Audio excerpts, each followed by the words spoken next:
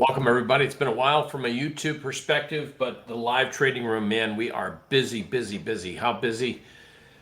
My goodness, we got all kinds of trades going on, and the newsletter reflects a lot of that. April was actually very kind of, highly volatile, but stressful. And many of you, if you followed on YouTube, my advice was not to be levered, to take certain positions on that dip, which we did.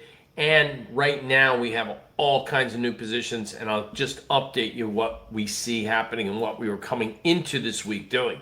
So this was what we put out on Sunday night, and you can take a chance to read it. This is my weekly advisory service. We do this on the weekends. Clients get this, my research on Sundays, and then we have a chance to place orders during Monday before the open. So bottom line, Dollar Tree looking for a pullback. Estee Lauder, Dell Computers, Toast, Marvell, Salesforce, NVIDIA, IONQ, Twilio, Southwest Airlines, Astera Labs.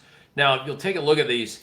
You'll go, well, yeah, Marvell today, we were in half position, a better fill on the open, and we just missed the full entry. I like to split orders 50-50. So if you're going to buy like $2,000 worth of stock, you buy $1,000 divided by 57. That's your amount of shares that you put in at that level on a GTC order. And that's how we do things. Last week, we bought into an IWM, so we're bullish on the Russell for the upside. Zillow Group, an option. We've been in that for a little while. Nike, we're in that, been that for a while. Mosaic, we've been in that from 25.10. We did raise the stop. Mosaic had good earnings. It's trading up close to 31 already. So that's a nice position. I mean, it's Mosaic. It's not, high flyer, but it's a nice rate of return and an easy peasy kind of move. Alphabet, we were long from 147, and I say we were long because today, just horrific news. Three things happened bad about Alphabet. Marvell came out with a bad earnings report, but we did buy the dip. But what they stated was that some of their buyers were pulling back orders. And one of their buyers is Google. Bad news. The other day, we heard news that a judge in Virginia is definitely sending Google to the courts on September for an antitrust case. That's not positive. And then today, news was that the head of department at Apple is thinking about not having Google as their main search engine and using their AI. And Google fell over 7% in a heartbeat.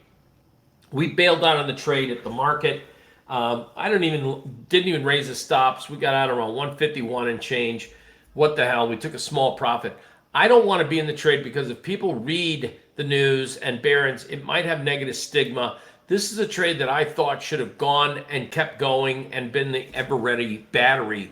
And if it's not, it's a big expense and move on, take a small profit. We got other fish to fry. We are already in Estee Lauder half position. That's why up here in the newsletter it says add a half. So these are adding to positions that we already bought. Dell, we're in at 84. We're adding to it. Uber, we added to that position. So we're already in this position right here. Toast, bought half of that, adding to it. United Parcel System Services, not bueno. Twilio, fantastic. And then Southwest Airlines. And all of these trades are doing pretty well for us. What it didn't do well was Jay Powell. And I don't want to get into the semantics of, but I will let you know, I think Jay Powell is the worst by all stretch of the imagination Fed chairmans. He didn't handle the during COVID correctly. He's telegraphed his messages with more pain for America speech, missing, inflation is just transitory speech and that nonsense. And now with the 2-year interest rates on 2-year notes and the 2s and the 10 spread, I mean, the Fed is probably 0.75% behind the yield curve right now. They could have lowered rates, but he could have said something a little bit more dovish today at the FOMC meeting, and he didn't. He was kind of, I think, playing a political hack and trying to make it, and he used 2 words that I don't know if the media will pick up on. He actually said the trade war. Now, we're not in a trade war as much as we're in a trade negotiation, but that to me gave me the sense that he really is political and that he doesn't want to lower rates. I don't know if it's to make Trump look bad or whatever, or they're just not sure. He wasn't sure about inflation. He's not sure about what's going on in the past, and I don't think he knows what he's going to be doing in the future. And the fact is, nobody really does. So if you're going to hold off on interest rates because you think inflation's going to spike higher, how about a deal gets made next week? Think of this. Or some kind of a negotiation comes in, and with everyone getting ahead of the tariffs that imported all kinds of goods into the country, and we have all this backup of supplies right now, what if we go back to a deal and shipments come in? That means we got more supplies on the market, which means more supply, less demand, price goes down, deflationary, and that would be something that he didn't even think of. All they're thinking of is the fear side, not the positive side. And I think that's what we have to look at, the positive side. So that's the good news. What do I see in the market? One of my indicators, this is my TradeStation build out page. You guys are probably aware of this. This is one of my favorite go-to indicators. It's my AD comp line breakout. And this came and gave us a breakout momentum buy signal back on April 23rd. And so we've been acquiring positions on pullbacks and looking to buy more pullbacks in the market. We need to see a little bit more volume, but I will be forthright with you guys. If you take a look at this, we have a new high in the advanced decline AD line. The AD comp line makes a new high. It signals that there should be a retest of the old high, if not a new high, and it should come probably within the next few weeks. Another really strong metric is that we've got the 10-day is what I use, not 14. The 10-day ATR is declining, which means markets are going up. They're stalling. They're not in a wild and woolly down, up and down move. When we start to see that move up, that gives us cause for concern. When we start to see this go down, it tells us the market's calming a bit. The breadth in the market and today's action with Jay Powell, everything going on, Trump, this, that, and everything else. Look, the Dow, it was like 4-1 positive. 24 stocks in the Dow positive, 6 negative. Look at the IWM. It was more positive than negative. So the small cap Russell has a shot of rallying and recovering up to maybe the 208 area. And that's why you saw in our newsletter why we're in the Russell June options. So therefore, I think the technicals are giving us one element of a positive structure of the market, and we are absolutely looking at certain things in the market, such as AI software, Salesforce, semiconductors, Marvell, and NVIDIA, which we got filled on. We've got quant computing, IONQ, software, Twilio. And then one of my favorite stocks right now that I'm really digging is Astera Labs, ALAB. Fairly new company with an IPO. This is one that I think has got some stronger momentum coming into it. Today, the earnings weren't great, open traded lower, and then popped right back up. So this is another trade that we were doing in the live trading room, and we added this to the newsletter. We had a 68.35 bid, and we had, as you can see, 68.35 got filled. We also had a 64.65 for a half entry. Look at the low, 63.40. And look where it closed today, 71. So we got a really nice trade off of the newsletter. That's this trade right there. So open orders did well. So again, our the research is doing great. And again, the markets are difficult. There's no doubt about it. They're very volatile. The one trade, like I said, Google today, GOOGL, looking at Google, I mean, they're sloshing stocks around like there's no tomorrow. I think, like I said, I took a profit on this. I didn't like how it was trading. I didn't like the huge volume. And when I say huge volume, this stock today was off the charts. Look at Google, 124 million shares. On average, it does 38. So again, that means a lot of people came out of that trade today, and that's not a good sign. So I think maybe it needs to bottom out, revisit it down the road.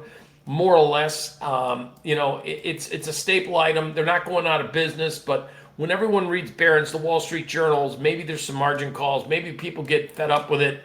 Maybe there's some bottom pickers at lower prices, but I think it's dead money for a while at the very least until they recover or until Apple says, oops, we're sorry, we didn't really mean that. And but for right now, I think the money is, all technology roads lead to NVIDIA. NVIDIA, again, we have great exposure with the upside on NVIDIA. The problem is this rally today in the final minutes based on rumors that the Trump administration is going to roll back the restriction of chip sales to China. Now, maybe that's a negotiation point of view. Maybe it's not. I haven't found it on Truth Social. I didn't see it on the whitehouse.gov's website. I haven't seen it anywhere other than Reuters, which is, unidentified sources say, and that's not good intel. But meanwhile, look at the rally here on NVIDIA, 199 million shares. On average, on a given day, without moving, without blinking, it does 300 million. So today, I don't know, it went up on thin air. We'll see if that's got any traction. We got to hear it from the White House. And remember, this weekend, supposedly, there's going to be some kind of a talk with China. We'll see if it materializes to anything. I still think that there's some good side to the upside, good momentum to the upside in certain names. And that's my research. I hope you enjoy it. In the meantime, we'll update you on the next big event. Today was the FOMC. Fed's going to hold rates. And they could be very wrong if Trump does pull off a staggering negotiation with China. If he pulls it off and cuts back on those tariffs, and if there's some kind of an easement going on, then what is the Fed's excuse not lowering rates? And what does that mean about lowering rates? What it means about lowering rates is freeing up more capital and getting people off the sidelines and out of T-bills and back into the equity market. And that's the big push. And that's what we're looking for 2025. Stay with me. Thanks for watching. If you like what you hear, give me a thumbs up. As always, you can join the trade room. With that said, we're not really day traders. We got an algo program that runs. I got 60-minute. I'm more into equities. Here's our trade room, what everyone sees in the live trade room. Then we have a 60-minute algo program in the queues. Someone had asked, well, what's it doing? What's it done for you lately, John? It just had a new equity high back 2 days ago. And then based on this last little doohickey right there, it got out. So moral of the story, it's been just nailing the market pretty well. The 5-minute queue model we built for a visitor, and it's been doing pretty well. How well is this we just built live for someone who came in to visit us. And he's like, well, I only trade this. And it was like, okay, well, I can build this model for you. And the settings were based off of, you're going to like this, just a $25,000 account, no leverage. So basically the algo, we created this model to auto trade or generate automatic trade systems about 6 weeks ago. And so we keep it running in the room as a guide for people. It shows where it gets in, and it shows you on the board when it gets in, when it gets out. That's the algo model that we run in the room for those that are interested in taking indicator-based trades on an automated trade system. Otherwise, you got to listen to me every once in a while and give out reviews of the newsletter and other trades that we see happening. And this is what we cover in the live room. Thanks for listening. Let's knock on wood. We get some good resolution over the weekend. And with that said, we'll look forward to maybe a summertime rally, which is still fingers crossed in the works. Have a great afternoon. We'll see you on the next video update.